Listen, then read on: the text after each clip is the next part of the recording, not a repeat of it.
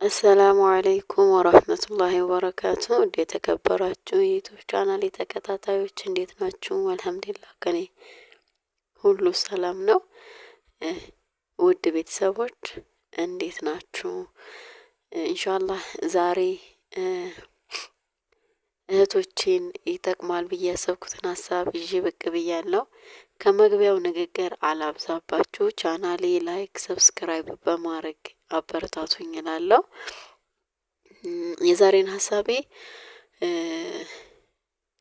ትዳር መስርተው ያ የእሱ ፍቃድ ሆኖ አልሳካ ብሏቸው ለተለያዩ ወላጅ እናቶች ይመለከታል ማለት ነው።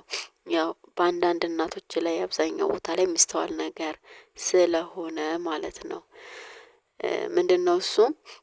ያው እኛ ማንም ሰው ትዳር ሲመሰርት አይሆንም ብሎ አይደለም የሚመሰርተው፣ ይሆናል ብሎ ነው ህይወቱን ትዳር ውስጥ የሚያስገባው ማለት ነው። ከዛም በቃ የአላህ ቀድር ይሆንና በሆነ ምክንያት ትዳሩ ሊፈርስ ይችላል ማለት ነው። እና በዚህን ጊዜ ወላጆች ላይ ልጆች ኖረው ሲለያዩ ልጆች ላይ የሚያሳድሩት አንዳንድ ተጽዕኖ አለ ማለት ነው። ሀቂቀተን ትዳሩ ሳይሆን ይቅር ያለው ህፃኑ ነው እስከሚመስል ድረስ ህፃኑን አእምሮ ከሚሸከመው በላይ የሆነ ንግግር የሚናገሩ ወላጆች አሉ ለልጆች ማለት ነው። እና ያ መሆን የለበትም። ህፃኑ እያደገ ልጆቹ ወይ እያደጉ ሲመጡ አእምሯቸውን ሌላ ነገር ይዘው እንዲያድጉ ማድረግ የለብንም።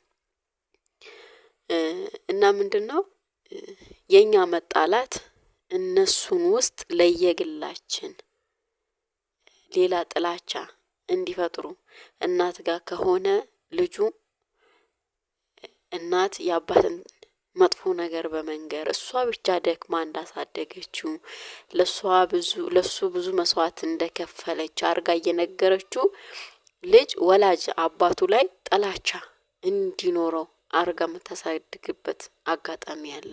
ሀቂቃ ይሄ በጣም የተሳሳተ ነው። ልጁ እናት ብቻዋን አላመጣችውም፣ አባትን ብቻዋን አላመጣም። ሁለቱ ሰላም በነበሩ ሰዓት ሁለቱ አላህ የሰጣቸው የሆነ ፍሬ ነው። ስለዚህ በጥላቸው ምክንያት ልጁ አንዱ እንዲጠላ ማድረግ የለብንም። በተለይ እኛ እናቶች ማለት ነው ስንሆን ይህ ልጅ ምንም ያደረገው ነገር የለም። የትዳሩ መፍረስ ምክንያት እሱ አይደለም። በሌላ ምክንያት የፈረሰን ትዳር ከተለያየን በኋላ ከባላችን ከራቅን በኋላ እንዳጋጣሚ ልጅ እናት ጋር የማደግ እድሉን ካገኘ እናት ምን አርጋ ነው ማሳደግ ያለበት ይሄን ልጅ? መቼም አንድን ሴት ከባሏ ብትፋታም ልጁ የሚጠራው በአባቱ ስም እንጂ በሷ ስም አይደለም።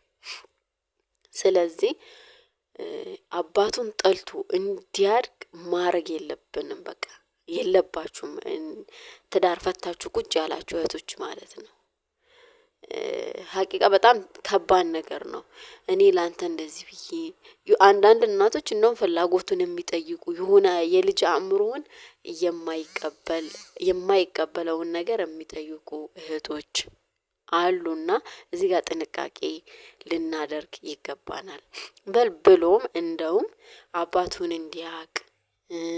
አባቱን እንዲያገኝ ማድረግ ፍቅር እንዲኖረው ማድረግ እንጂ እሱ እኮ ነገ እንደዛውም አባት ይሆናል። ይሄን ልጅ ትልቅ ደረጃ ሲደርስ አባቱን የደረሰበት ደረጃ መድረሱን አይቀርም። እኛ ትንሽ እያለ ደግሞ እኛ እናቶች አእምሮ ላይ ይሄንን ኮትኩተን የምናሳድገው ከሆነ ይህ ልጅ ምን አይነት ልጅ ነው የሚሆነው? ምን አይነት አባወራ ነው የሚሆነው ለወደፊት የሚለውን ነገር በጣም ሊያሰጋን ይገባናል። ትንሽ ብቻ ስለሆነ ወይ ደክመን ምናልባት ተሰደንለትም ሊሆን ይችላል። አዎ ግድ ነው። ልጅ እስከተወለደ ድረስ ብዙ መስዋዕትነት ይከፈላል። ግዴታ ነው። በቃ ወደን ሳይሆን በግዴታ የምንፈጽመው ነገር ስለሆነ ማለት ነው። ስለዚህ የትኛውም አይነት መስዋዕት ልትከፍል ትችላለች እናት ብቻዋን ልታሳድግ ትችላለች። ግን ልጁ የወላጁን ጥላቻ ኖሮስ እንዲያድግ ማድረግ የለብንም። የወደፊት ሀላፍትና እንዳይኖረው አድርገን መኖር የለብንም ማለት ነው። ስለዚህ እዚህ ላይ በጣም ትልቅ ጥንቃቄ ልናደርግ ይገባል፣ እናቶች ማለት ነው። ምናልባት አባቶችም ሊመለከት ይችላል፣ ግን አብዛኛው ይሄ እህቶች ሊሰሙት ይችላሉ በሚል ነው ማለት ነው። ሁለቱም ባለትዳሮች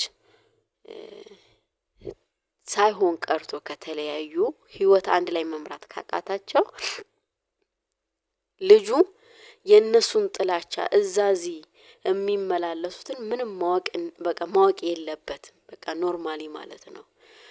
አባት ጋር ከሆነ የሚኖረው እናት ሄዳ እንድታይ ፈቃድ መስጠት፣ እናትም እንደዛው እሷ ጋር የሚኖር ከሆነ ከአባቱ እንዲገናኝ ማድረግ፣ ወላጁን እንዲያውቅ ማድረግ ነው እንጂ ያለብን በቃ እኔ ከሱ ጣልቻለሁ ልጁንም አያገኝም የሆነ በቃ ልጁ የባሰ ክፉ ሆኖ ያድጋል እንጂ የሆነ ጥሩ ስነ ምግባር ኖሮት የሚያድግ ልጅ አይሆንም ማለት ነው።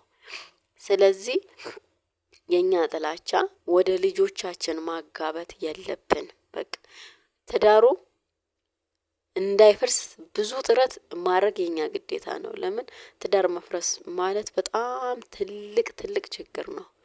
ልጆች ከተፈጠሩ ደግሞ በኋላ በጣም ከባድ ነው። እኛ ልጆች ከወለድን በኋላ ለእኛ ብለን ሳይሆን የምንኖረው ለልጆች ብለን ነው መኖር ያለብን፣ ልጆች ከተፈጠሩ በኋላ ማለት ነው። አብዛኛው ጊዜ ፍች የሚከሰተው ብዙውን ሰው የማያስተውለው ወንድም ሆነ ሴት ለማን ነው የምኖረው የሚለው ነገር ባለማስተዋል እንጂ ማንም ሰው ይሄንን ቢያስተውል ይሄንን ፍች አይፈጠርም ነበር። በቃ ልጆችን እየታሰበ ቢኖር ማለት ነው። ስሜታዊ በመሆን በመገፋፋት በሌላ ነገር በቃ እንደዛ እየተገባ ነው እንጂ ፍች እየበዛ ያለው ለማን ነው የምኖረው የሚለውን ማንኛውም ሰው ቢያስተውል ፍች አይኖርም። በቃ ልጅ ከተወለደ በኋላ የሚኖረው ለራስ ተብሎም ሳይሆን ለልጅ ሲባል ብቻ ነው። ፈልገው አይደለም የመጡት፣ ፈልገን የመጣናቸው። እነዚህ ልጆች ደግሞ የማሳደግ የሁለት ወላጆች ሀላፊነት ይሆናል ማለት ነው። ስለዚህ ማንኛውም እናት ትዳሩ ሳይሆን ከቀረ ልጇን ጥላቻ የአባቱን ጥላቻ እንዲኖረው አድርጋ ማሳደግ የለባትም። አባትም እንደዛው ማለት ነው። የኛ ጥላቻ እኛ ጋር ነው መሆን ነው እንጂ ያለበት ልጁ ጋር እንዲጋባ አባትህ እኮ እንዲያድርጎኝ እኔ እነዚህ ሆኛ ፈርድሜ አብልቼ እንደዚህ በቃ የሆነ ልጁን አእምሮን የማይቀበለውን ነገር ከማስተማር ይሄ ልጅ ነገ አባወራ ይሆናል፣ ትልቅ ደረጃ ይደርሳል፣ ሌሎችንም ይረዳል በሚል ነገር ልጁ ልናግዘው ይገባል እንጂ ትምህርቱን ዲኑን እንዲያውቅ እንጂ ጥላቻን እያወቀ እንዲያድግ ማድረግ የለብንም። በቃ እኛ ወላጆች ስንባል ማለት ነው። እናት ጋር ደግሞ የሚያድግ ከሆነ በተለይ ፍቅር ርህራሄን አድርጋ ተንከባክባ ማሳደግ እንጂ አባትህ እኮ እኔ እንዲያርጎኝ እንዲያሰቃይቶኝ ብዙ መስዋዕትነት ከፍዬልህ በቃ የሆነች ልጁ ጭንቀት ውስጥ መክተት አስፈላጊ አይደለም። ስለዚህ ልጆች ላይ የወላጆችን ጥል አለመግባባትን እየሰሙ ማሳደግ ሳይሆን እንደ ልጅነታቸው የልጅ ነገር እያስተማርን ራሳቸውን የሚመጥናቸውን ነገር ትምህርታቸው፣ ቁርአናቸው ስርዓት እንዲኖራቸው ሰው እንዲያከብሩ አድርገን ማሳደግ እንጂ ያለብን ይህንን ህይወት ነገ እሱ ይኖረዋል፣ ትልቅ ይሆናል፣ ያንን ነገር ይፈራል እንዲፈራ አድርገን ማሳደግ የለብን። በቃ ትልቅ ሀላፊነት እንዲሸከም አድርገን ጠንካራ ልጆች ሆነው እንዲያድጉ ማድረግ እንጂ ያለብን የሁለታችን ጥል ልጆች ላይ እንዲጋባ የባልና ሚስት ጥላቻ ልጆች ላይ እንዲጋባ አድርገን ማሳደግ የለብንም ማለት ነው። በተለይ እኛ እናቶች ምናልባት ወንድ ደንታ ላይ ኖረው ይችላል፣ ሌላም ህይወት ሊቀጥል ይችላል። እና የነዚህ ልጆች ላይፍ ምንድነው የሚሆነው? እኛ እናት ከለቀቀቻቸው ከአባት ካደጉ ያው ከእንጀራ እናት ሊያድጉ ይችላል። ብዙ በደል ሊደርስባቸው ይችላል። እየሰማንም ያለ ነገር ነውና ማለት ነው። ስለዚህ በጣም ብዙ ጥንቃቄ ማድረግ አለብን። ሴት ደግሞ ሲሆኑ ልጆቻችን በጣም ከባድ ነው። በአሁን ሰዓት ላይ ከሚሰማውም አንፃር በቃ እኛ ራሳችን ወልደን ፈልገን ካመጣን በኋላ ትዕግስት ማድረግ ራሳችንን ማገት አለብን ማለት ነው። ስሜታዊ ከመሆን ነፃ ወጥተን ለልጆቻችን ማሰብ ነው ያለብን። በቃ ማሳደጉ መስዋዕት መክፈሉ ወደን ሳይሆን ግዴታችን ስለሆነ እንከፍለዋለን ነው። ለልጁም ደግሞ እንደዚህ አድርጌልን ብለን መናገርም የለብንም። ግዴታችን ስለሆነ ለልጁ እናደርጋለን። ልጁ አይመለከተውም። ወላጅም ያደርግለት ነገር ማለት ነው። ለአቅመ አዳም እስከሚደርስ ድረስ ማለት ነው። ፈልጎ እስካልመጣ ድረስ የቤተሰቡን እንክብካቤ ማግኘት ስላለበት ማለት ነው።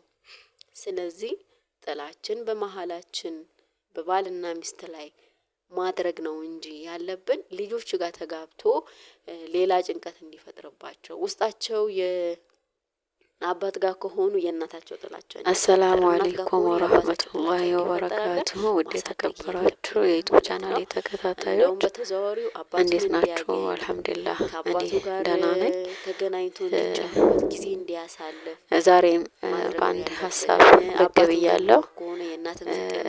ምናልባት ስደት ላይ ያሉ እህቶቼ እንዲሁም የተመለሳችሁ እህቶቼ ይጠቅማል ብዬ ስላሰብኩትኝ ነው።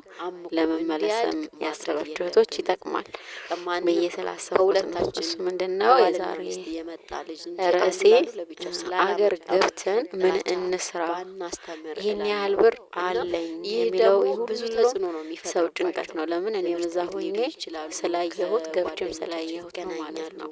ይህን ያህል ብር አለኝ ወላጆቻቸው አንድ ልጆች ሲያዩ ወደ ስደት ሊሄድ ነው የሚለውን ነገር ግራ አእምሯቸው ሌላ ጭንቀት ይፈጥርባቸዋል። ከእናትና አባታቸው ብዙም ላይ እንዳልሆኑ እያስታወሱ ብዙም ብር ሳናወጣ ሌላ ጭንቀት ውስጥ ነው ልንሰራቸው። ያን ጭንቀት እንዳያስታውሱ ማድረግ ያለብን የሚችል ስራ አባቱንም እንዲያገኝ እናቱንም እንዲያገኝ ማድረግ ነው እንጂ ያለብን በተዘዋዋሪ እንዲጠላ ሌላን ነገር የወላጅ መጥፎን ነገር ባለን በመንገድ ጭንቀት ውስጥ ማስገባት የለብንም ማለት ነው። አእምሮን ሰርቷል። ይሄ ልጅ አእምሮን ፍሪ ሆኖ እንዲያድግ እንዲማር የማስታወስ በነገር ልጆች ህጻናት ስንሞላቸው የማስታወስ ችሎታቸው እየቀነሰ የምንነግራቸው ነገር ብቻ እያስታወሱ ጭንቀት ውስጥ ይገባሉና እዚህ ላይ ጥንቃቄ እናድርግላለሁ ወላጆች። ሰላም አለይኩም ወራህመቱላሂ ወበረካቱ።